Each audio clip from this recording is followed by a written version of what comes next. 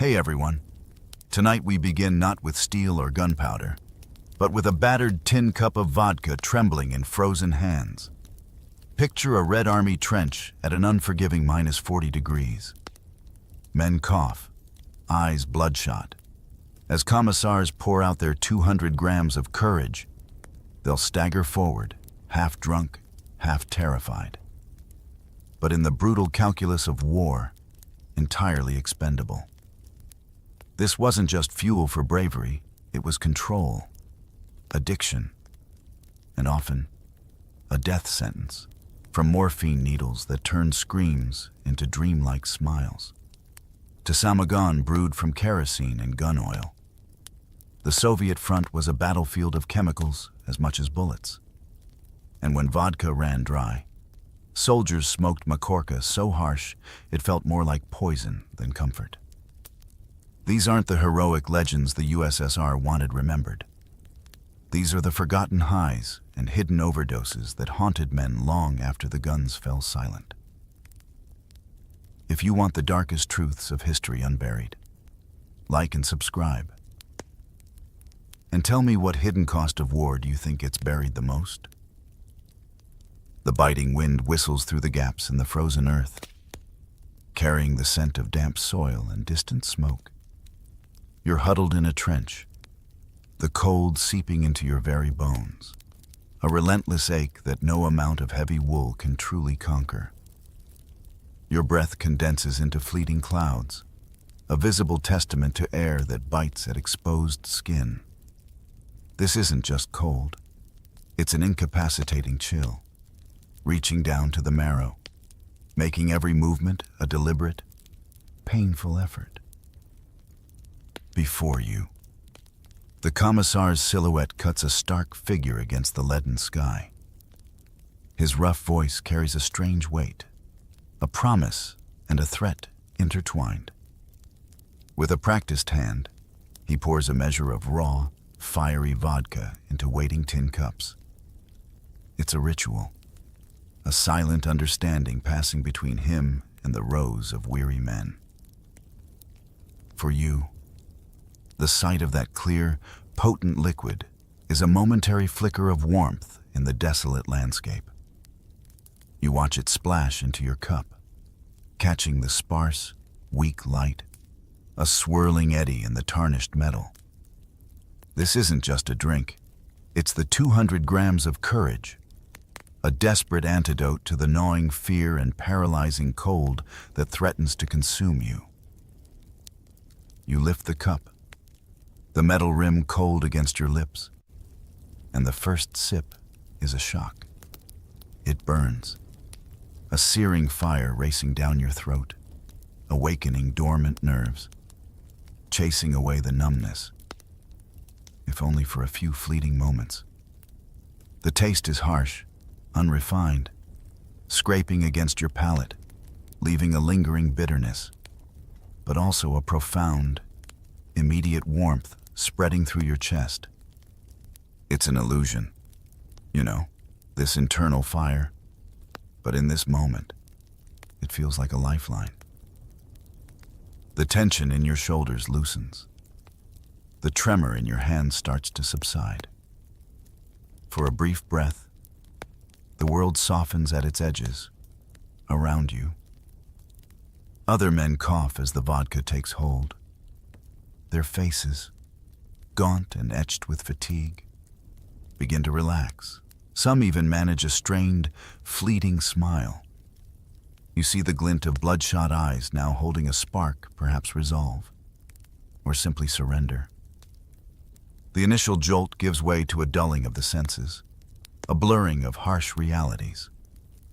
The roar of distant artillery, usually a gut-wrenching tremor, recedes into a less immediate threat, muffled by the rising tide of ethanol. It's a dangerous shield. This liquid courage, one that leaves you staggering, unbalanced, your footing unsure on the icy ground. Yet, when the order comes, when the whistle screams its shrill command, you will hoist yourself over the trench lip. You will step into the fire, propelled not just by duty, but by a chemical haze, half drunk, half terrified. But in the brutal calculus of war, entirely expendable. This vodka, at -40 degrees, replaces the blood you feel slowly draining from you, from the collective veins of this army. It's a cruel paradox, this forced intoxication. You might even hear the whispered gallows humor among your comrades, a dark joke that Stalin, unlike Hitler with his Pervitin, preferred to intoxicate entire divisions with cheap vodka. There are stories, hushed and disbelieving, of men so thoroughly drunk, so profoundly detached, that they would stand laughing a grotesque, unsettling sound, even as shells shrieked and tore the earth around them. You might witness it yourself. A figure swaying precariously, a strange, hollow chuckle escaping their lips, oblivious, or perhaps simply uncaring, to the chaos engulfing them. It's not bravery, not truly, but a chemically induced indifference, a temporary escape from the crushing weight of reality. The immediate fear is dulled, replaced by a numbing fog, a heavy blanket that smothers the instinct for self-preservation, urging you forward into the uncertain, deadly expanse. As the brutal symphony of battle gives way to an eerie, echoing quiet, another kind of chemical intervention emerges, far rarer, far more precious, yet equally fraught with profound dangers. This is the realm of morphine, a substance whispered about in hushed tones, its very name carrying a heavy weight of both relief and dread. You might not see it often, this small, unassuming syringe, but its legend precedes it, a potent, almost mythical cure for the unbearable, reserved strictly for the gravely wounded, for those whose screams pierce the very fabric of the desolate landscape, for whom pain has become a living, breathing entity, a monstrous companion in their final moments or in the agonizing aftermath of an injury. Imagine the scene: a makeshift aid station, perhaps a dugout crudely fashioned from logs and earth, the air thick with the metallic tang of blood and the pervasive scent of antiseptic. You might observe a soldier, his face contorted in an agony that rips through the senses, his cries raw and primal, echoing off the rough-hewn walls. His body trembles uncontrollably, a human instrument played by the excruciating pain of shattered bone or gaping wound. Then, the doctor, his face weary, his eyes shadowed with the weight of impossible decisions, approaches with a small vial, a precious glass vessel containing a clear, viscous liquid. With a steady hand, he administers the injection. The transformation is almost instantaneous, a stark, unsettling shift. The screams, which moments ago filled the air with their sharp, jagged edges, begin to soften, to recede, as if pulled back by an invisible current. The rigid tension in the soldier's body eases. The frantic tremors slowly diminish. You watch as the tortured lines on his face smooth out, the grimace giving way to a startling, dreamlike smile. It's a smile of pure, unadulterated relief. A sudden, blissful detachment from the physical torment that just seconds before had held him captive. His eyes, though still unfocused, might now hold a distant, serene quality, as if he has drifted away to some private, internal landscape, far removed from the horror around him. This single injection, you realize, has not just dulled the pain, it has created a temporary, gentle veil, a ticket to somewhere beyond the immediate suffering. But in this grim theater of war, even this profound relief comes with a shadow. The doctors, overburdened and under-resourced, often bore the crushing responsibility of deciding who truly deserved this final, precious high. Was it for the one who still held a flicker of hope for survival? Or for the one whose wounds were clearly mortal, offering them a merciful, if temporary, escape from a pain that could never truly be healed? This moral dilemma hung heavy in the air, a silent, unspoken burden carried by those who tried to alleviate suffering amidst unimaginable destruction. For those who survived, who made it back from the front lines, the morphine sometimes left an indelible mark, a craving that lingered long after the physical wounds had closed. You might encounter veterans in the years that followed, their eyes holding a particular, haunted emptiness, a silent testament to a hidden epidemic. They would return, carrying not just the visible scars of battle, but an invisible dependence, a profound emptiness that only the drug could seem to fill.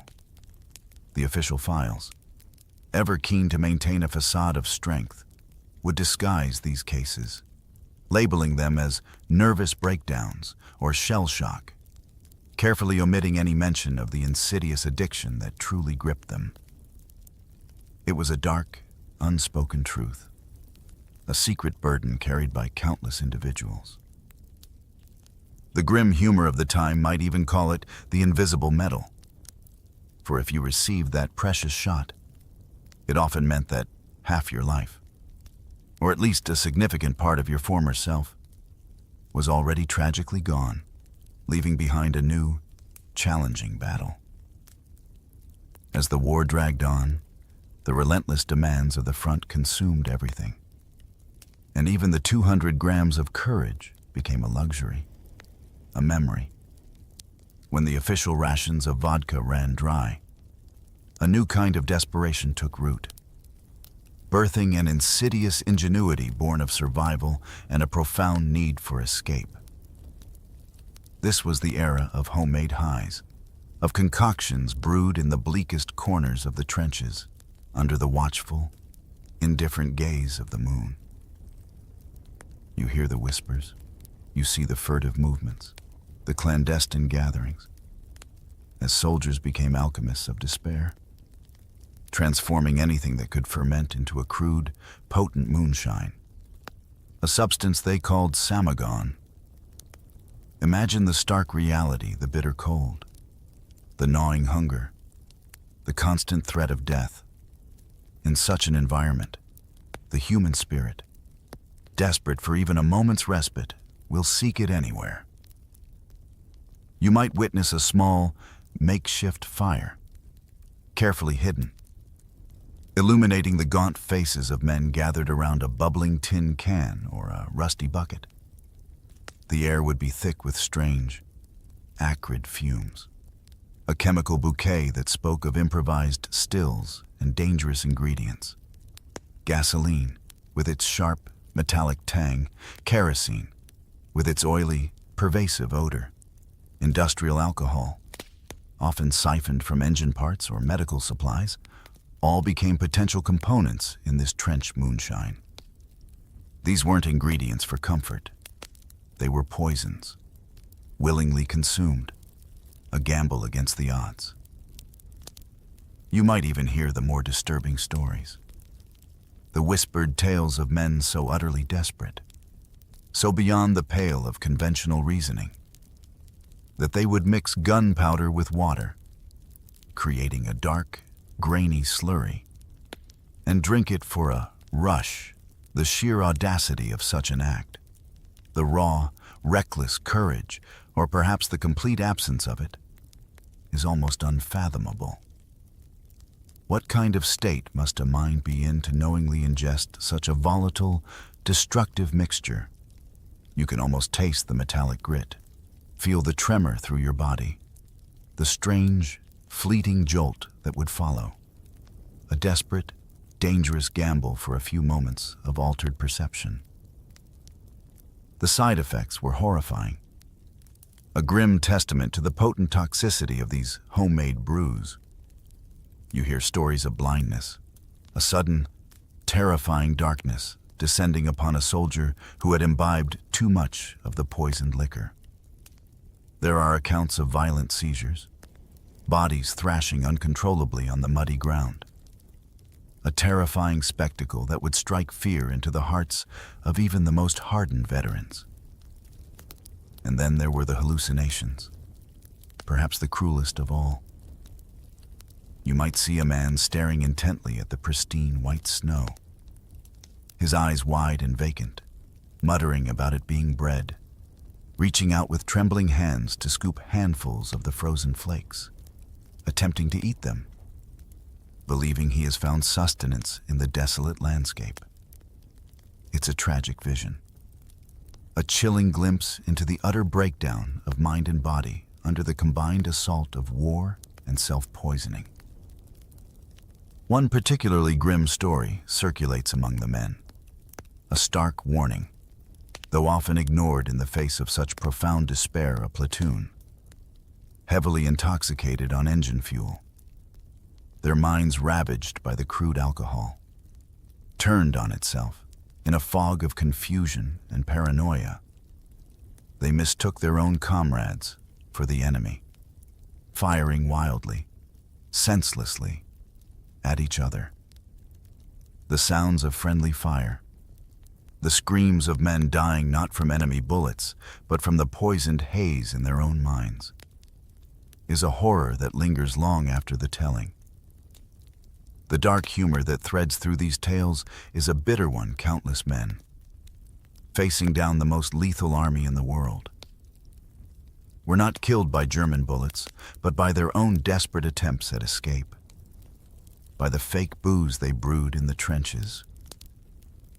Even when the fierce, raw burn of vodka or the dangerous concoctions of samagon were beyond reach, there was another, more pervasive, more constant companion in the trenches: mahorka, a cheap, harsh tobacco. But in the desolate world of the front, it was a precious commodity, a small, tangible solace. You might first notice its ubiquitous scent, a pungent, earthy aroma that clung to everything, to uniforms, to dugouts, to the very air of the trenches. It wasn't the refined, delicate smell of pipe tobacco. This was raw, unadulterated, the very essence of a working man's smoke, rough around the edges, but deeply satisfying in its own way. You see it everywhere: men with calloused fingers, rolling the coarse, dry leaves into thin, irregular cigarettes using scraps of newspaper or any available paper. The skill is honed by repetition, a small, intricate dance of tobacco and paper that becomes almost automatic. A flick of a match, a deep, satisfying inhale, and a plume of thick, grayish smoke billows out. The first drag is always a strong one, the mahorka scratching at your throat, eliciting a cough, perhaps, but immediately followed by a wave of calm, a momentary softening of the relentless anxieties that define trench life. It's a small ritual, a punctuation mark in the endless monotony and terror. The craving for mahorka was profound, a constant hum beneath the surface of consciousness. You hear stories, quiet confessions, of men trading their meager bread rations, the very sustenance they needed to survive, just for a few precious rolls of this rough tobacco. The choice was stark, a fleeting moment of peace, a familiar sensation in a world stripped bare of comfort or the gnawing hunger that would inevitably return. For many, the mental relief outweighed the physical need, a testament to the power of ritual and addiction in extreme circumstances. The trenches themselves, particularly during quieter periods, would become thick with this smoke, a low-hanging Soviet fog that clung to the air, obscuring vision, muffling sounds, creating a strange, ethereal atmosphere.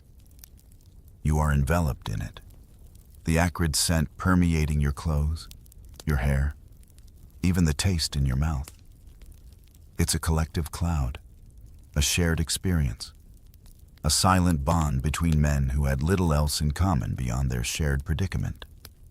The smoke, curling upwards into the gray sky, seems to carry with it the unspoken burdens, the silent fears, and the fleeting hopes of every soldier below. For many who survived, the Majorca addiction became a lifelong companion, a habit deeply ingrained, carried far beyond the front lines. You would see veterans in the post-war years, their fingers stained yellow, the perpetual scent of cheap tobacco clinging to them, a living memory of their time in the trenches. It was a physical manifestation of a psychological imprint, a constant reminder of a world they had endured, a comfort they had clung to. The dark humor of the era encapsulated its necessity without Majorca. The trench was as silent, as desolate, as unforgiving as a graveyard, its emptiness broken only by the chilling whispers of the wind. Its smoke, however harsh, filled a void that nothing else could. The brutal ebb and flow of the front lines often presented unexpected, almost surreal, opportunities. After a successful counterattack, after pushing back the enemy through mud and blood, there came the grim task of securing newly captured territory. This often meant scavenging, resupplying from the vanquished. And it was in these moments that Red Army troops sometimes stumbled upon an alien substance, a chemical curiosity from the German medical depots. You might be there, sifting through the debris of a recently abandoned enemy position, the air still thick with the smell of cordite and burning wood. Amidst the scattered equipment and discarded rations, you might find small, unassuming boxes, neatly labeled, containing rows of small, white pills, Pervitin. The German Wehrmacht had famously relied on this stimulant, often dubbed blitzkrieg dope, to fuel their relentless, lightning-fast advances. For many Red Army soldiers, however, it was an unknown, a mysterious item in the enemy's arsenal. Curiosity, in the harsh crucible of war, can be a powerful driver. You might see a comrade, perhaps emboldened by victory or simply desperate for any edge, pocketing a few of these pills, wondering about their purpose. The language on the packaging is foreign, but the intent seems clear. These are medicines, intended for strength, for focus. The effects, once ingested, were profound and startlingly immediate. You hear the accounts, the hushed whispers of men who had dared to try the Wehrmacht pills. Within an hour or so, a strange energy would begin to surge through their bodies. Sleep, a constant, gnawing desire in the trenches, would become a distant, almost laughable concept. For 3 days straight, you might observe a soldier who had taken the Pervitin, moving with an unnatural vigor, his eyes wide and unblinking, his movements sharp, almost manic. They would speak with an accelerated cadence, their thoughts racing, their every action imbued with an intense, almost feverish energy. This surge of artificial adrenaline would translate into frantic, manic charges, a relentless, almost unstoppable drive forward. You might witness a comrade, usually fatigued, suddenly possessed by an indefatigable spirit, pushing on through exhaustion, through pain, performing feats of endurance that defied the natural limits of the human body. It was a horrifying spectacle, a glimpse into a chemically altered state of being, where fear and fatigue were temporarily banished, replaced by a relentless, almost robotic drive. But then, as abruptly as it began, the effects would dissipate. The crash was brutal, devastating. You would see these same soldiers, after days of unnatural wakefulness and manic activity, collapse like corpses, their bodies utterly spent, their minds reeling from the forced exertion. They would sleep for hours, sometimes days, a profound, almost comatose slumber, their bodies desperately trying to recover from the immense strain placed upon them. The irony of the situation was a bitter pill to swallow. Here were Red Army soldiers, fighting tooth and nail against the Nazi regime, often unknowingly fueling their own counterattacks with the very same blitzkrieg dope that had powered the initial enemy onslaughts. It was a bizarre, almost grotesque twist of fate, a hidden dimension to the brutal conflict, the dark humor, ever present, even in the most grim circumstances, would quip that a part of their victory, a hidden, unspoken percentage of their hard-won triumphs, was subtly fueled by this made-in-Germany meth, a strange, unexpected legacy of the enemy's own chemical warfare. As the war progressed, the lifeline of Lend-Lease aid from the Western Allies began to flow into the Soviet Union, bringing with it not just vital machinery and supplies, but also, sometimes, unexpected chemical companions. Nestled within American medical kits, among bandages and antiseptics, a new substance occasionally appeared: benzodrine. For Soviet soldiers, accustomed to the raw, visceral burn of vodka or the illicit kick of homemade samagon, these neatly packaged Western stay-awake pills were a curious and initially perplexing discovery. You might stumble upon them yourself. Small, unfamiliar tablets, perhaps with English labels that were unreadable, but whose purpose quickly became evident through observation and whispered experimentation. Imagine the grueling reality of a night march, the relentless darkness, the freezing cold that penetrates layers of clothing, the profound exhaustion that weighs down every limb, every thought. Your eyes burn from lack of sleep, your muscles ache with a deep, persistent fatigue, and the mind struggles to remain alert, to process the endless, repetitive rhythm of your boots on frozen ground.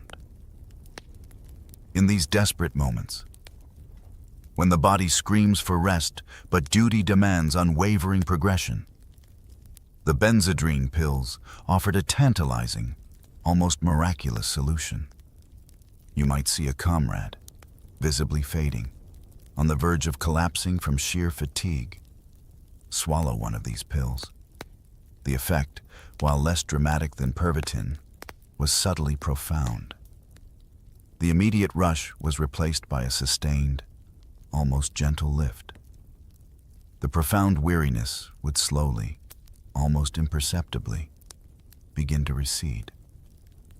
The heavy eyelids would feel lighter, the dull ache in your muscles would lessen, and your mind, previously a muddled fog, would regain a surprising clarity.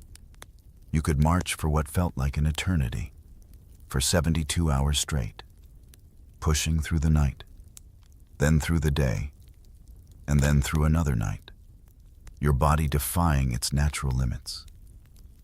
The world seemed sharper, the cold less biting, the distant sounds of battle more distinct, yet somehow less threatening. It was a focused, relentless energy, a powerful tool for extending endurance. This dirty secret was never officially admitted by the Soviet Union. In the grand narrative of unwavering socialist resolve and physical fortitude, the idea that Red Army soldiers relied on Western stimulants for endurance would have been anathema.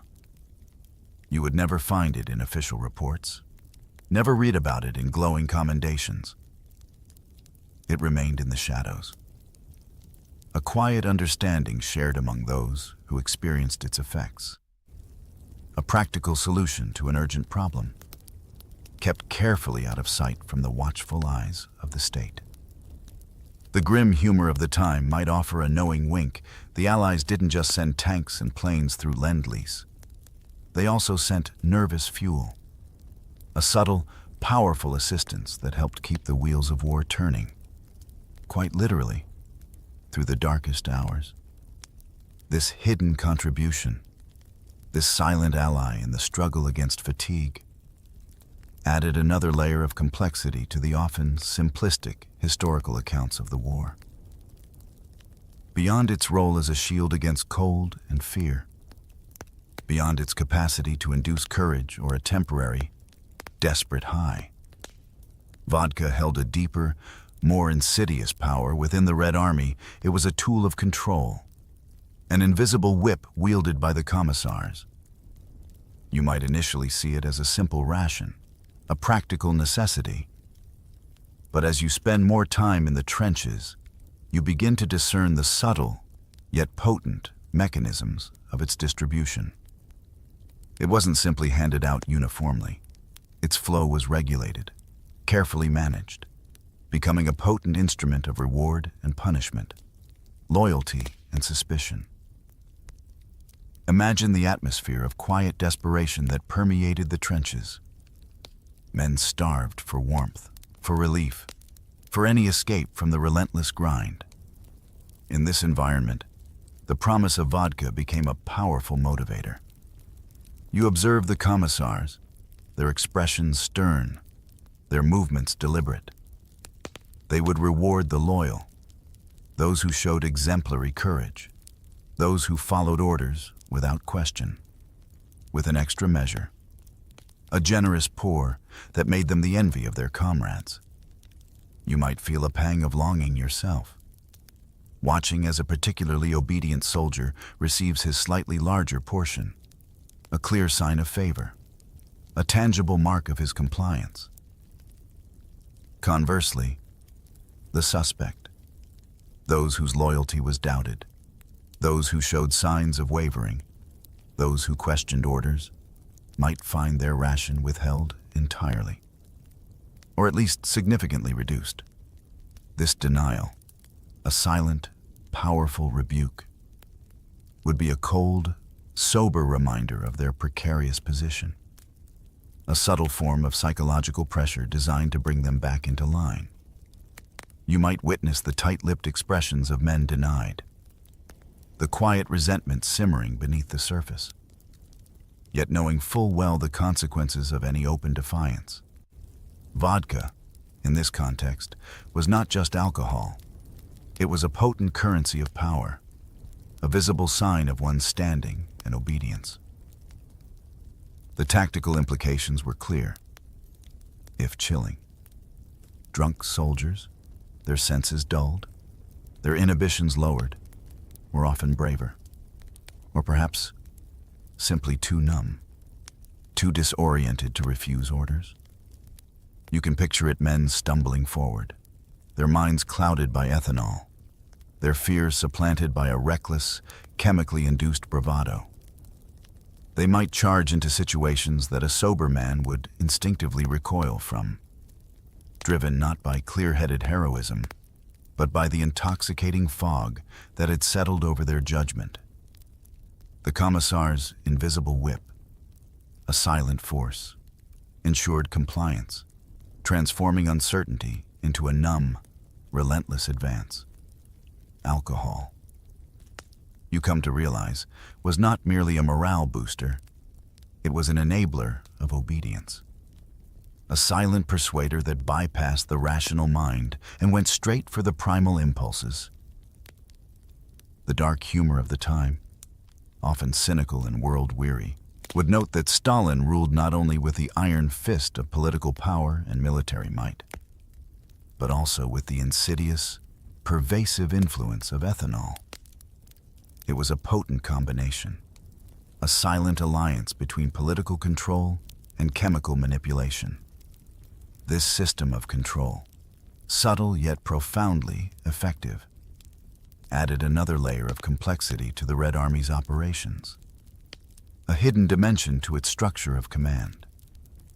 You understand that in this brutal war, even something as seemingly innocuous as a drink could be twisted into a powerful instrument of power, shaping destinies and dictating actions in ways that defied simple heroism. In the crucible of the Eastern Front, there existed an even more desperate echelon of fighters, a shadow army composed of prisoners and penal battalions, men deemed utterly expendable, thrown into the meat grinder of the front with little hope and even fewer resources. These condemned souls found the already meager rations of vodka or the possibility of acquiring morphine virtually non-existent. Stripped of almost everything, they resorted to the most desperate, most primal forms of escape, crafting their own highs from whatever flammable detritus they could scavenge. You hear the stories, whispered in the flickering firelight. Tales of men so utterly devoid of comfort that they sought solace in the most improbable, most dangerous of substances. Imagine their plight: the gnawing hunger, a constant, debilitating ache, the freezing cold. More intense for those without proper gear, and the ever-present threat of a bullet, either from the enemy or, just as likely, from their own side if they faltered. In such a void, the instinct for survival intertwines with the desperate craving for oblivion.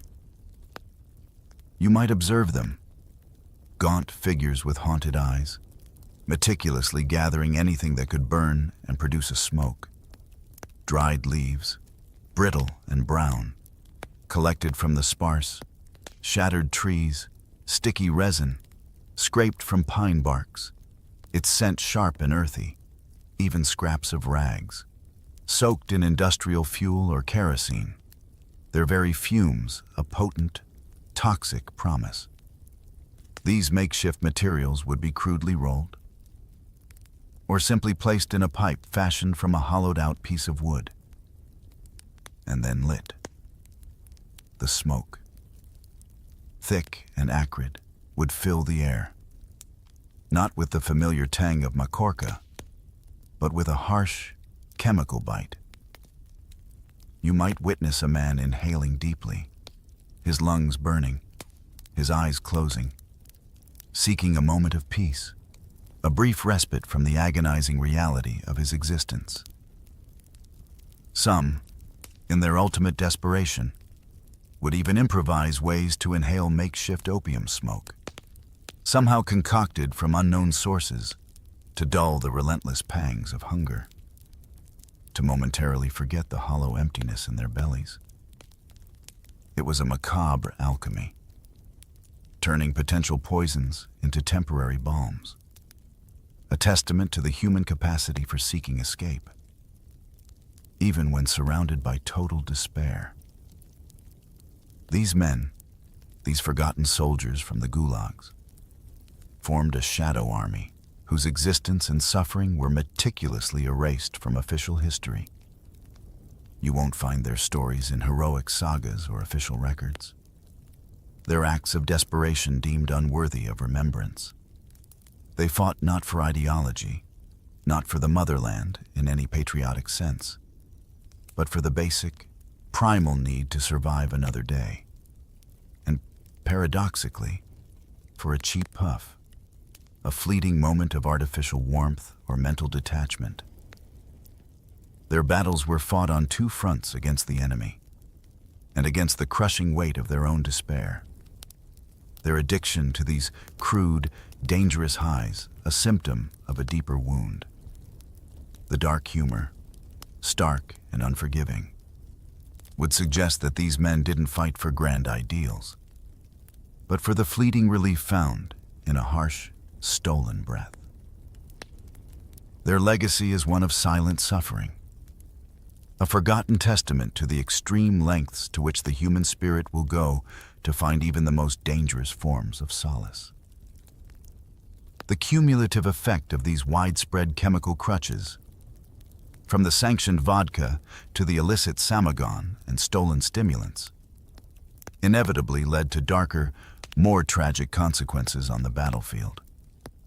Beyond the individual suffering, there were incidents that ripped through the very fabric of unit cohesion, sowing chaos and adding a horrifying layer of self-inflicted damage to the already brutal realities of war. You hear the whispers, the hushed accounts of soldiers, their minds and bodies ravaged by the potent, toxic brew of homemade samagon, collapsing mid-battle. One moment, a comrade is stumbling forward, rifle in hand. The next, he's a heap on the frozen ground, his body giving out, no longer able to sustain the illusion of strength, a sudden, ignominious end. Imagine the confusion, the terrifying unpredictability in the heat of combat. You are amidst the roar of gunfire, the screams of men, the ground shaking with explosions, and then a figure beside you simply gives way, not from a bullet, but from an internal chemical collapse. It's a jarring, disorienting sight, adding another layer of fear and uncertainty to an already chaotic environment. These were not isolated incidents. The stories proliferate, creating a grim tapestry of accidental self-destruction. Even more horrifying were the accounts of entire units, their judgment thoroughly compromised by alcohol, firing wildly, senselessly, into their own men. You can try to picture the scene, the fog of war compounded by the fog of intoxication. A group of soldiers, their perceptions warped, their fear heightened and twisted, mistaking their own comrades for the enemy in the swirling smoke and confusion. The sounds of friendly fire, the sudden, inexplicable screams from what should be your own lines, the realization that danger isn't just coming from the front, but from within your own ranks. It's a chilling thought, a profound betrayal not by a person, but by a chemical, a silent, unseen enemy that turned brother against brother. These were not discipline issues in the conventional sense, but symptoms of a deeper, systemic reliance on mind-altering substances. Official reports, ever careful to maintain the myth of the invincible Red Army, would meticulously bury these incidents. They would be chalked up as discipline issues, instances of cowardice, or perhaps even desertion, anything to avoid confronting the pervasive, corrosive reality of widespread substance abuse. The truth, however, lingered in the memories of those who lived through it. Veterans, in the quiet, reflective years long after the guns had fallen silent, would sometimes admit the grim reality: overdose, self-poisoning, and the chaos induced by intoxication had claimed more comrades than stray shells or enemy bullets. You hear them speak in hushed tones, their eyes distant, revealing a secret history, a hidden cost that far outstripped what was ever recorded in official documents. The dark humor, sharper and more painful now, would acknowledge the bitter truth: the Red Army's invisible enemy, the one that stalked through its ranks with silent, deadly precision, was often the bottle itself, a constant, insidious threat from within. When the great conflict finally ceased, when the last shots were fired and the victors returned home, the war, for countless individuals, did not truly end. The profound reliance on alcohol and drugs, born of desperation in the trenches, festered into a silent, devastating epidemic that swept through the returning veterans. You would see them, thousands upon thousands, men who had faced down tanks and artillery, now ruined, not by enemy fire, but by the invisible scars of alcoholism and morphine addiction. Their bodies carried the visible wounds of battle, but their minds and spirits bore deeper, more insidious damage, a toxic inheritance from the war. The state, eager to rebuild and to glorify its hard-won victory, chose to officially overlook this pervasive suffering. Addiction, a word carrying shame and weakness, was not acknowledged. Instead, you would hear their struggles framed as nervous weakness, a vague, sanitizing term that allowed the authorities to maintain the illusion of a robust, healthy populace. The reality, however, was far grimier. You might encounter these men in the quiet corners of Soviet society, their lives a testament to the enduring grip of the substances that had once offered them fleeting solace. Their trembling hands, their distant gazes, the pervasive scent of cheap alcohol clinging to them. These were the unspoken indicators of a deep, unresolved trauma. The legacy of vodka, in particular, moved seamlessly from the brutal environment of the trenches into the fabric of Soviet daily life. What had been a wartime necessity, a 200 grams of courage, morphed into a pervasive social ritual, a cultural cornerstone, a toxic inheritance that would define generations. You would see the bottles on every table, at every celebration, at every commiseration, its consumption deeply ingrained. A constant echo of the wartime reliance. The habit, forged in the crucible of extreme stress and chemical dependency, became a societal norm, its roots stretching back to the frozen fields and muddy dugouts of the Eastern Front. The official myth of Soviet victory was meticulously constructed, built on pillars of heroism, unwavering resolve, and collective sacrifice. It was a narrative designed to inspire, to uplift, to forget the uncomfortable truths. But the reality, the unvarnished, brutal truth, was built on hangovers, on the deep, gnawing cravings of addiction, on the shattered lives of men who had fought not just with bullets, but with chemicals. Their heroism was real, their sacrifice immense. But it was often a heroism fueled by chemical haze, a sacrifice made possible by profound numbing. And so, as you reflect on this hidden history, you recognize that the Red Army's triumph, so often portrayed in stark, unblemished terms, was also profoundly soaked in blood, in booze, and in drugs. It's a complex, challenging truth, one that asks us to look beyond the surface of glorious narratives and to understand the profound, often tragic, human cost hidden beneath. And perhaps, as the echoes of those distant battles fade into the quiet of history, these truths, like faint whispers on the wind, will finally find their place in our understanding. You are there. Imagine the warmth of a gentle summer morning, the kind that promises a long, unhurried day. Perhaps you are stirring in your small, modest apartment. The soft light of June 22, 1941, just beginning to filter through the curtains. The city outside, whether it's the bustling heart of Moscow or a quieter, more provincial town, is slowly waking to its familiar rhythms. You might hear the distant clang of a tram, the soft murmur of neighbors beginning their day, or the sweet, unassuming chirping of sparrows from a window box. There is an uneasy peace, a fragile quiet that has settled over the land after years of turbulent change.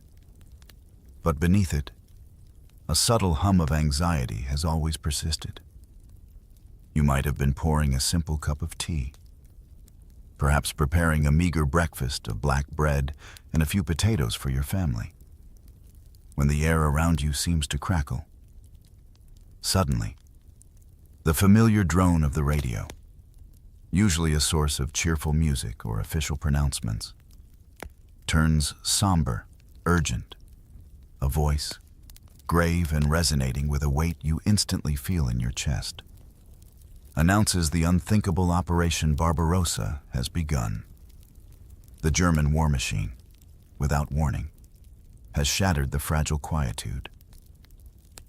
In that instant, the world, as you knew it, irrevocably shifts. The front lines, once a distant, abstract concept discussed in hushed tones, are no longer confined to maps or newsreels. They have, in a terrifying, visceral way, arrived directly at your doorstep, right there in your kitchen. You clutch the edge of the wooden table, the warmth of the tea in your hand forgotten, as a chill spreads through you, not from the temperature, but from the sudden, stark realization of what this means.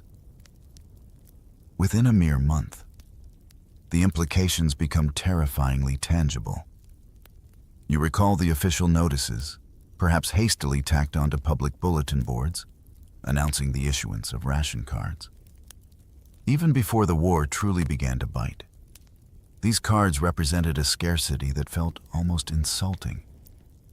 They promised meager portions, barely enough to sustain a working adult, let alone a growing child. You hold your first ration card, a small piece of paper that now dictates the very essence of your existence, and feel its fragility in your hand. It's not just a card. It's a stark symbol of a future defined by what you won't have.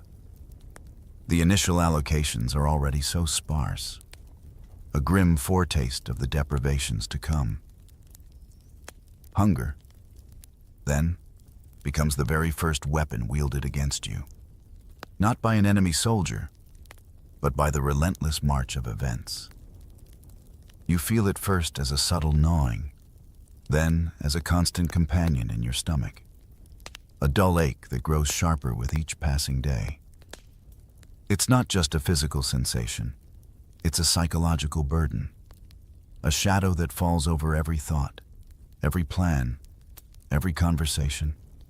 The simple, taken-for-granted act of eating transforms into a profound, almost spiritual struggle. Daily life, once filled with small joys and worries, is abruptly reduced to a relentless battle for bread, for sustenance, for the sheer, grinding act of survival. You watch your children, their young faces already thinner, and the ache in your stomach twists with a deeper, more profound pain. The quiet moments of peace are gone, replaced by the quiet, persistent whisper of hunger, a new, unwelcome guest at every meal, or lack thereof. And still, the wind blows softly outside, oblivious to the profound shift in your world. You learn, through hushed whispers and fragments of grim news, about the chilling machinery behind the scarcity that has become your daily reality. It's not just the chaos of war, not just the disruptions inherent in conflict. No. You come to understand that this hunger, this pervasive, gnawing emptiness, is a deliberate, calculated strategy. Far from the battlefields, in the sterile offices of the German High Command, a horrifying blueprint known as the Hunger Plan was meticulously drafted.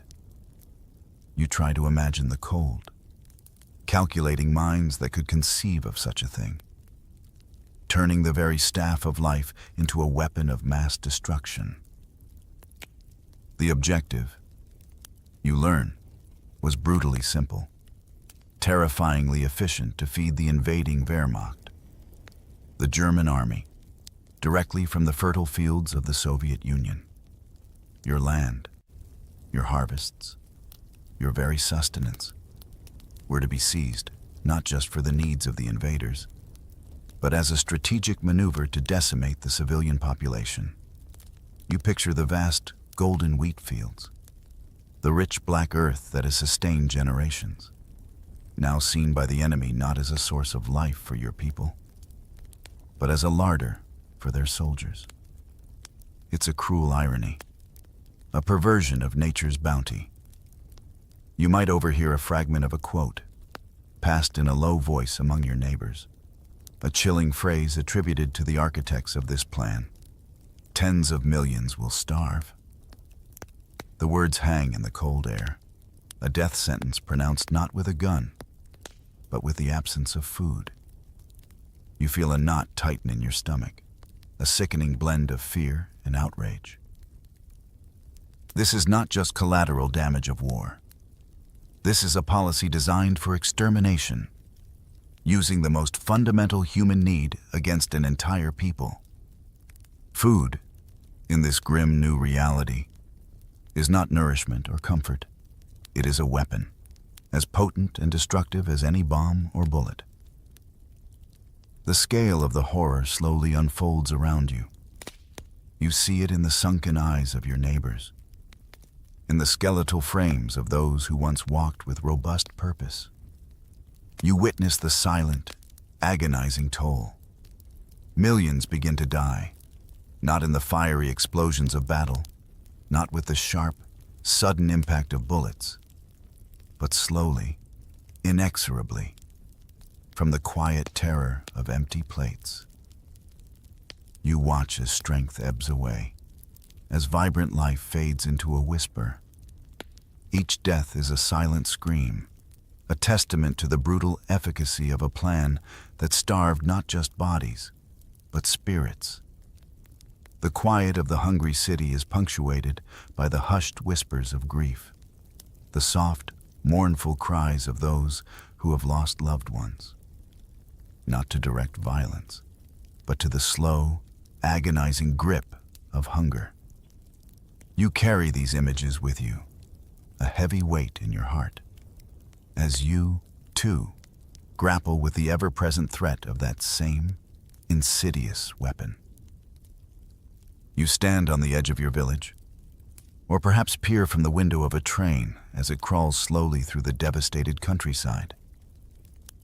The air is thick with the acrid smell of smoke, a smell that now clings to everything, to your clothes, to your memory.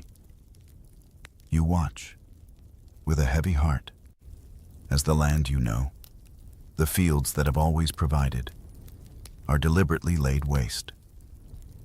This is Stalin's scorched earth policy in action, a grim, desperate measure, a harrowing choice made in the face of an overwhelming invasion. Before retreating, your own forces are ordered to destroy everything that could possibly aid the advancing German army. You see it with your own eyes, the crops, once ripening under the summer sun, now blackened in smoldering heaps, the livestock, the precious cows and pigs that represented years of labor and the promise of future sustenance, driven away or, in many tragic cases, slaughtered and left behind. The tools, the simple plows and scythes essential for planting and harvest, broken or buried beyond use. It is a necessary evil. You understand. A strategic maneuver to deny the enemy any advantage, to create a desolate, inhospitable wasteland in their wake. But the cost, you realize with a sinking feeling, is immeasurable. While effective against the Germans, slowing their advance and denying them vital resources, this policy is devastating, catastrophically so, for you and your fellow civilians. You see the vast tracts of farmland, stretching as far as the eye can see, now barren, scorched, utterly devoid of life or hope. Almost half of the Soviet Union's grain acreage, the very foundation of your food supply, is gone, vanished in flames and destruction. You feel the earth beneath your feet, once vibrant and promising, now cold and silent, echoing with the loss. Families like yours watch, in stunned silence, as their harvests, the fruits of their arduous labor, are set ablaze. The golden wheat, the sturdy rye, the plump potatoes, all reduced to ash and smoke. You know, with a chilling certainty that settles deep in your bones, that famine is not a distant threat, but an inevitable, looming specter. The sight of the burning fields is not just a strategic act of war. It is a direct, personal assault on your family's future, on your very survival. The Soviet home front, far from the roar of cannons, has become a different kind of battlefield. A vast, silent expanse where the war is fought not with bullets, but with the insidious, relentless weapon of hunger. You taste the ash in the air, feel the despair in your heart, and know that the fight for survival has just begun. A quiet, desperate struggle against an enemy you cannot see, but whose presence you feel with every empty ache. You learn the new rules of this desperate game, rules that are etched not in stone, but in the harsh reality of scarcity. Unlike the idealistic notion of equal rationing sometimes spoken of in the West, where everyone received a similar, if diminished, share, your society implements a different, starker system. Rationing in the Soviet Union is not about equality.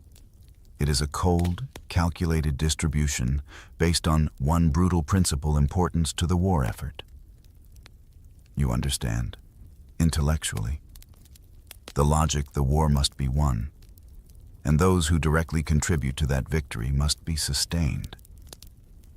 But emotionally, you feel the profound unfairness of it all.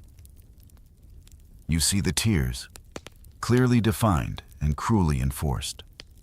At the top are the workers in heavy industry, the miners digging coal, the factory hands forging steel, the mechanics repairing tanks. They receive the most calories, the largest portions of the dwindling food supply. You watch them in the streets, perhaps a little more robust, a little less gaunt than others, and a flicker of envy, quickly suppressed by understanding, passes through you. They are the gears of the war machine, and they must be kept turning. Beneath them are those in less physically demanding roles, the white-collar clerks, the office workers, the teachers. Their rations are noticeably smaller, their hunger a more constant companion. You see the fatigue in their eyes, the careful movements as they conserve energy. And then, at the very bottom of this inverted pyramid of survival, are the children and other dependents, the elderly, the infirm, those who cannot directly contribute to the war effort. They receive the least. You hold your child's small, hungry hand, feeling the sharp pang of injustice as you realize that their portion is barely a whisper of sustenance. A cruel testament to the priorities of a nation fighting for its very existence. You come to know the numbers by heart, the grim statistics that define your daily struggle. An average of 1 pound of bread a day, if you are lucky enough to be in a category that receives it.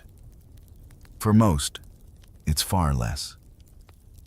And a mere 3 to 4 pounds of meat, if any at all, for an entire month.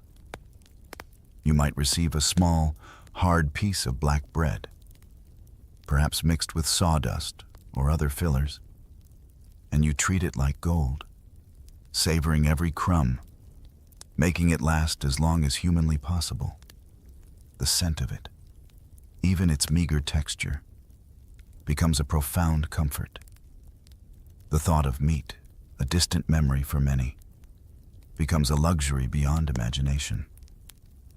This system, you understand, is designed for national survival, but it carves deep, invisible lines of division within your community, within your own heart. You watch your neighbor's children, just as hungry as yours, and feel the silent weight of this unequal burden. You learn to live with the perpetual ache, to conserve every calorie, to stretch every ration, knowing that your place in this hierarchy of hunger dictates the very limits of your endurance. The quiet, constant hum of the city is now underscored by the collective, unspoken plea for just a little more, a silent testament to the unequal distribution of scarcity. You realize, with a newfound clarity, that the fight for food extends beyond the ration card. It becomes a deeply personal, intimate struggle, transforming every available patch of earth, every spare moment, into a potential source of sustenance. Families like yours turn to what are now widely known as victory gardens. You see them everywhere, tiny plots carved out of parks, commandeered backyards, even small corners of city squares. The earth, usually reserved for flowers or grass, is now meticulously tilled, nurtured with desperate hope. You kneel in the dirt, your fingers calloused and stained, planting precious seeds. Potatoes, humble and resilient, become your primary hope. Beets, their deep red promising vital nutrients, are carefully tucked into the soil. Pumpkins, their large, sprawling vines, a symbol of potential abundance, are given prime space. Every sprout that pushes through the soil is a victory, a small miracle against the odds.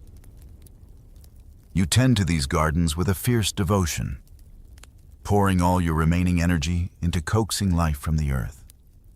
The rhythm of planting, weeding, and watering becomes a meditative act, a quiet defiance against the hunger that threatens to consume you.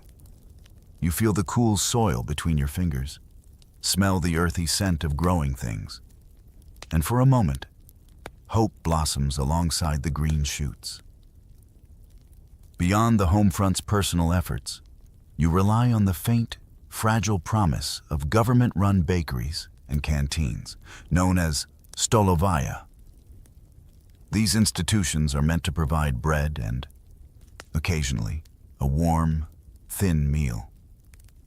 You join the long queues, the lines stretching like weary ribbons through the streets, sometimes in the biting cold, sometimes under a relentless sun. The question that hangs unspoken in the air, a constant murmur in your mind and on the lips of those around you, is always the same. Will there be food today? You watch the faces of those ahead of you, searching for clues, for any hint of hope or despair. Sometimes the answer is a blessed yes, and you shuffle forward, clutching your ration card for a piece of dark, dense bread, or a spoonful of thin, watery soup. Other times, the chilling words echo down the line, "No more today," and you turn away, the gnawing emptiness in your stomach deepening, the despair a heavy cloak around your shoulders. You also learn the stark truth that Moscow, the distant capital, does not always dictate who eats. Often, it is the local officials, the men and women you see every day, who make the agonizing decisions about food distribution. They are the ones who weigh the needs of the factories against the needs of the hospitals, the pleas of the mothers against the demands of the soldiers. You might approach them, hat in hand, pleading for an extra ration for a sick child, and you see the burden of their choices etched on their faces. The fate of your family, your very survival, often rests in their tired, overburdened hands. This close, intimate knowledge of who holds the power over your daily bread adds another layer of complexity to your struggle. You walk home, the quiet crunch of your footsteps on the worn path echoing the gnawing emptiness within, the scent of the earth clinging to your hands, a silent prayer for tomorrow's harvest. You become aware, in whispers and through the arrival of strange, yet welcome, packages, of an unexpected lifeline stretching across vast oceans, from the distant United States. a nation once seen through a filter of ideological difference, comes a flood of aid, a tangible expression of solidarity in the face of a common enemy. This is the Lend-Lease program, and it brings with it not just material for the war, but crucial food supplies. Over the course of the war, a staggering 4.5 million tons of food makes its way to the Soviet Union. A monumental effort that provides a desperately needed supplement to your dwindling domestic resources. You find yourself looking at the foreign labels, symbols of a world far removed from your own, with a mix of wonder and relief. Among these shipments, one item becomes truly iconic canned pork, lovingly nicknamed tushonka by your people. You recall the first time you see it, a sturdy tin can, often with a colorful label from an American company like Kroger or other unfamiliar brands. The very sight of it, the promise of actual meat, brings a flicker of hope to your weary eyes. This tushonka, a processed, fatty pork, is both deeply loved and grudgingly tolerated. You adore it because, quite simply, it keeps you alive. It provides protein, fat, calories, the very building blocks of survival that have become so scarce. You remember the taste, perhaps a little too greasy, a little too uniform, but undeniably nourishing. It becomes a staple, a regular appearance on the dinner tables of those lucky enough to receive it. A small victory against the ever-present threat of starvation. Yet, you also hate it. The monotony of it, day after day, week after week, eventually wears on your spirit. The greasy taste, the unvarying texture, the sheer predictability of it becomes a quiet burden. You long for fresh vegetables, for the varied flavors of your own traditional cuisine, for anything other than another spoonful of tushonka. But you eat it, always. You eat it because it means another day, another breath, another chance to fight on. It is a symbol of both salvation and sacrifice, a necessary evil that ensures your continued existence. Remarkably, some of these stout jars of tushonka, so well preserved, lasted for decades after the war's end. You hear stories, perhaps even witness it yourself, of families discovering forgotten tins in cellars or attics, still perfectly edible, consumed even into the 1990s. They are not just food, they are time capsules. Tangible reminders of a period of profound deprivation and the unexpected kindness from across the globe. You reflect on the incredible impact of this foreign aid. Without this steady stream of American food, particularly the high-calorie protein of the tushonka, the Red Army, which bore the brunt of the German invasion, might have simply collapsed from starvation. The strength and resilience of the soldiers at the front, and indeed, the very survival of your nation, was quietly, crucially, supported by these unassuming cans of pork.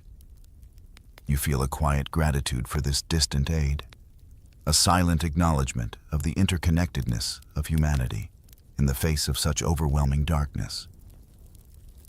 You witness a strange, almost unsettling development as the war drags on and the food crisis deepens. In 1943, with traditional food sources decimated and the population teetering on the brink, the Soviet government turns to an unlikely source of hope: science. A desperate push begins to create invented foods, to coax sustenance from the most improbable of materials. It's an alchemy of survival, a testament to the sheer desperation of the times, where ingenuity and necessity become the mothers of invention. You hear the announcements, perhaps see the posters, proclaiming the triumph of science over scarcity. But in your heart, you feel a quiet unease. You learn about pine needle extract, a bitter, earthy concoction derived from the evergreen forests that cover so much of your land. This extract is hailed as a vital source of vitamin C, an essential nutrient to ward off scurvy, a disease that threatens to weaken the already starving population. You might be given a small, acrid dose, its sharp, resinous taste a stark reminder of the desperate times. It's not pleasant, but it's a form of medicine, a necessary evil to keep bodies functioning, to prevent the insidious creep of disease that stalks the undernourished. You swallow it, grimacing, but knowing it offers a tiny shield against the encroaching illness. Then there is yeast protein, a substance promising nutrition, yet delivering a taste that is universally described as disgustingly bitter. You remember the first time you try it, a strange, pasty substance, leaving a lingering, unpleasant aftertaste. It is meant to provide essential proteins to fortify weakened bodies. But the sheer unpleasantness of it makes every mouthful a chore, a grim battle of will against your own senses. It's food, yes, but food stripped of all joy, all pleasure, reduced to its barest, most functional form. You eat it because you must, because it represents a few precious calories, a slight reprieve from the gnawing hunger. But you do so with a heavy heart and a quiet sigh. Artificial survival becomes, in essence, official policy. The government, through its propaganda machine, attempts to spin these grim innovations as triumphs of Soviet science, a testament to your nation's ability to overcome any obstacle. The message is clear. We can nourish you with anything. Science is paraded not just as a tool for progress, but as a propaganda weapon, reassuring the populace that even in the most dire circumstances, a solution, however unpalatable, will be found. You read the news articles, listen to the radio broadcasts, and feel the conflicting emotions within you. On one hand, there is a glimmer of hope that these scientific endeavors might indeed keep you alive. On the other, there is a deep, underlying sorrow that your sustenance has been reduced to laboratory concoctions, a stark reflection of how far your society has fallen from a place of natural abundance. You walk through the streets, the faint, medicinal scent of pine needles sometimes wafting on the breeze, a quiet testament to the strange, scientific battle for survival. You begin to recognize a grim transformation taking place in the food served on your tables. The desperate alchemy of the scientists is one thing. But now, a more chilling culinary tradition begins to seep into the mainstream, the survival cuisine perfected in the notorious Gulag prison camps. These camps, where deprivation was a daily reality for millions, had long mastered the art of extracting every last calorie from the most meager and undesirable ingredients. Now, those same methods, those same dishes, once reserved for the incarcerated, begin to appear on the dinner plates of ordinary citizens like you. You feel a cold shiver run down your spine at the implications. You encounter balanda, a name that evokes a sense of dread. It's a thin, watery stew. Its primary ingredients often fish guts, scraps that would normally be discarded, combined with a bit of cabbage, perhaps a few wilting greens, or whatever else could be scavenged.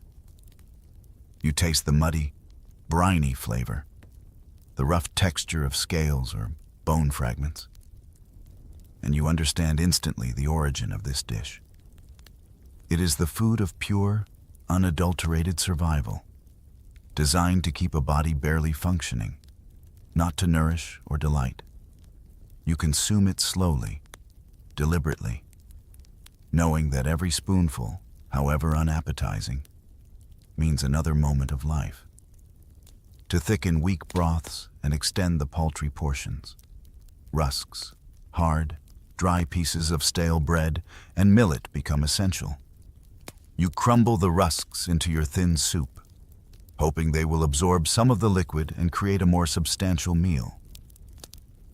The millet, coarse and earthy, is boiled into a gruel, a monotonous but filling substance that provides a bare minimum of calories. You chew slowly, feeling the rough grains, and remember a time when millet was perhaps a side dish, not the entirety of your sustenance. And then there are shrodi, cakes made from seed husks, the outer coverings of grains and oilseeds, materials normally fed to animals, if used at all. You recall seeing these husks, once destined for livestock feed, now being processed, pressed, and baked into dense, almost inedible cakes. They are hard, fibrous, and taste faintly of dust and desperation. You force them down, feeling their rough texture scrape your throat, understanding that this is the very definition of the bottom of the barrel.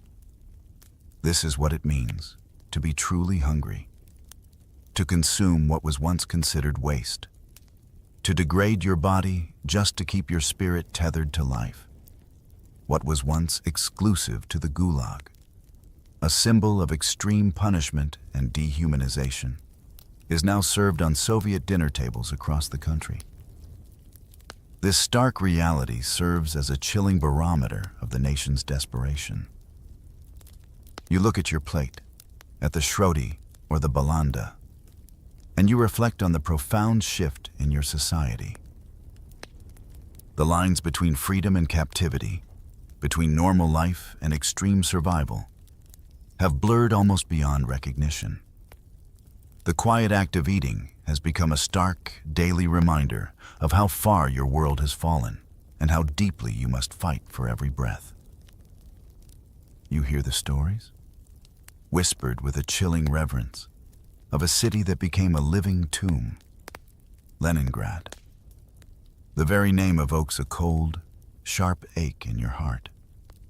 For 872 agonizing days, nearly 3 million people, including countless families like yours, were trapped in an iron grip under the brutal, relentless siege of Leningrad. You try to imagine the scale of it, the sheer, crushing weight of isolation and starvation that descended upon that proud city. The world outside could offer little relief, and you, inside, became witnesses to hell on earth.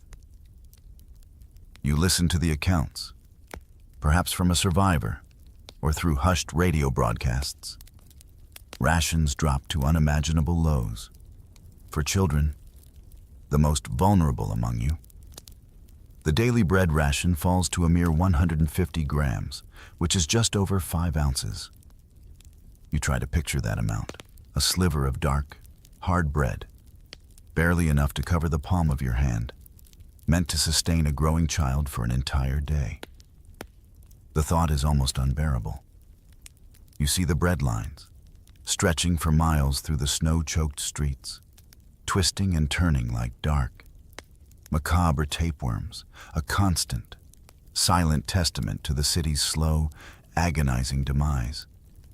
You join them, shivering, waiting for hours in the bitter cold, watching the faces around you grow thinner, more gaunt, etched with the deepest despair. In the depths of this desperation, human beings are pushed to unimaginable extremes. You hear tales, confirmed by the grim reality around you, of people resorting to eating anything that might offer a single calorie. Wallpaper paste, boiled until it became a thin, starchy gruel. Rats, once despised pests, now hunted as precious sources of protein, and in the darkest, most terrifying corners of human depravity. You hear whispers of cannibalism, of the ultimate taboo shattered by the absolute necessity of survival. You avert your eyes from certain individuals, from certain corners of the city. Too afraid to look. Too afraid to truly comprehend. The desperation leads to horrifying acts. Bodies, silent and cold, are sometimes hidden by families, their death concealed for days or even weeks, so that their ration cards can continue to be used. You understand the unthinkable logic, the desperate love and fear that would drive a parent to such an act, just to keep their living children alive for one more day. Yet, even amidst this universal suffering, the stark, brutal inequalities of your society persist. You hear the infuriating, heartbreaking rumors of elites in the Smolny, the city's administrative center, feasting on cakes and other luxuries, while outside their heavily guarded gates, 2,000 people die every single day.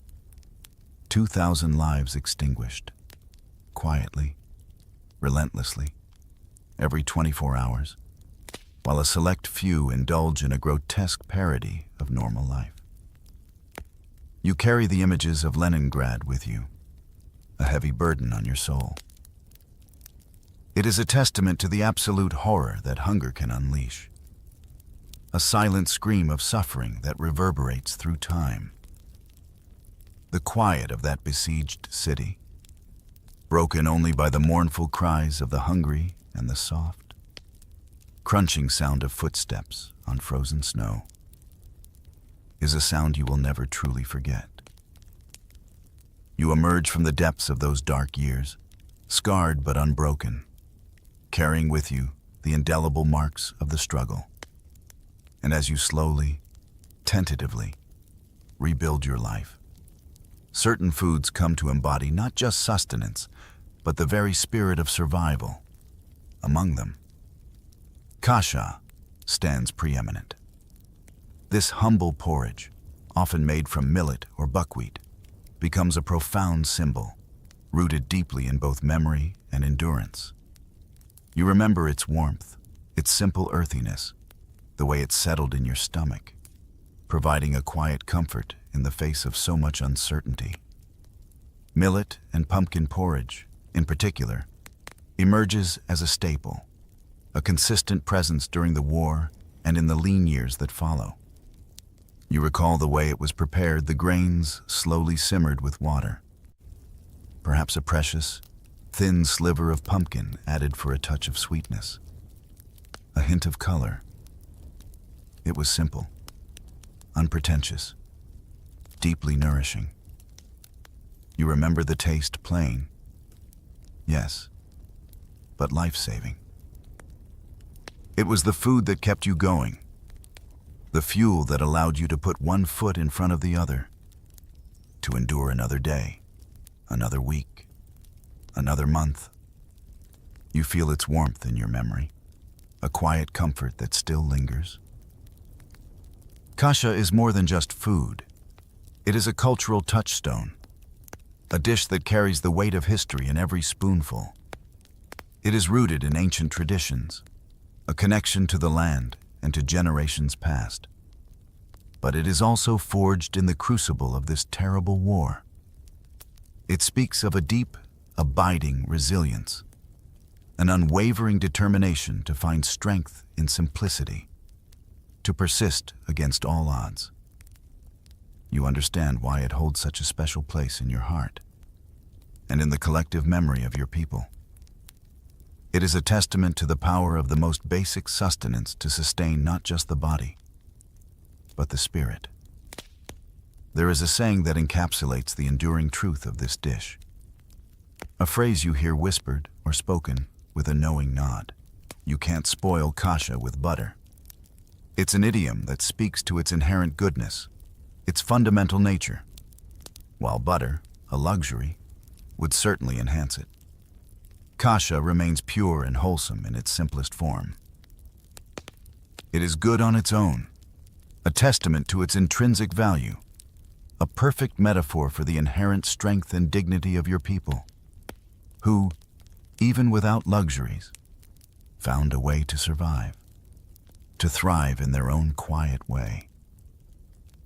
In the end, you realize that food, on the Soviet home front during World War II, was not merely sustenance. It was a weapon, wielded by the enemy to break your spirit. And it was also salvation. A quiet, daily miracle that allowed you to fight on. Through ration cards, scorched earth, invented foods, and the desperate resourcefulness that brought forth dishes like hummus, kasha, your nation endured. You close your eyes, the quiet hum of your surroundings, a gentle backdrop, and you reflect on the incredible human capacity for survival. A quiet, persistent fire that burns even in the deepest darkness.